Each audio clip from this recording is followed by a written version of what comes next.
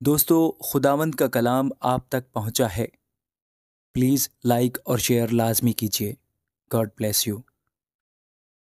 Mica چوتھا باب۔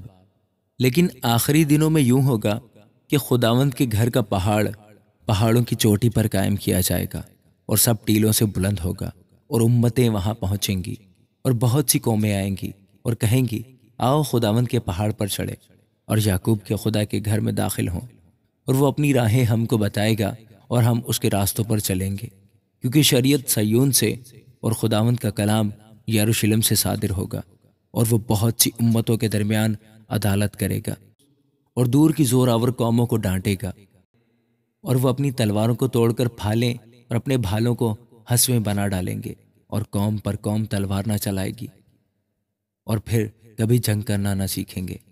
تب ہر ایک آدمی اپنی تاک اور اپنے انجیر کے درخت کے نیچے بیٹھے گا، اور ان کو کوئی نہ ڈرائے گا، کیونکہ رب الفاظ نے اپنے منہ سے یہ فرمایا ہے، کیونکہ سب امتیں اپنے اپنے معبود کے نام سے چلیں گی، پر ہم عبدالآباد تک خداوند اپنے خدا کے نام سے چلیں گے۔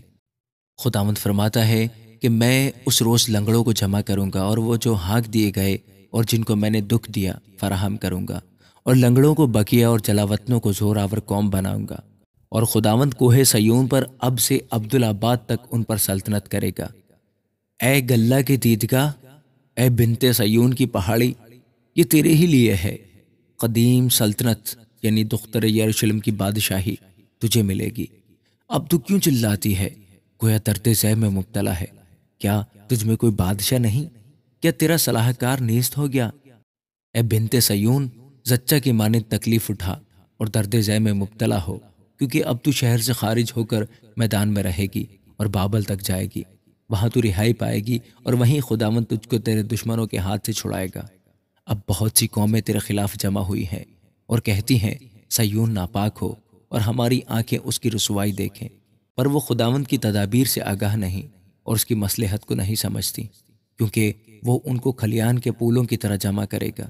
اے بنت سیون، اٹھ اور پامال کر، کیونکہ میں تیرے سینگ کو لوہا اور تیرے کھروں کو پیتل بناؤں گا، اور تو بہت سی امتوں کو ٹکڑے ٹکڑے کرے گی۔ ان کے ذخیرے خداوند کی نظر کرے گی، اور ان کا مال رب العالمین کے حضور لائے گی۔ آمین۔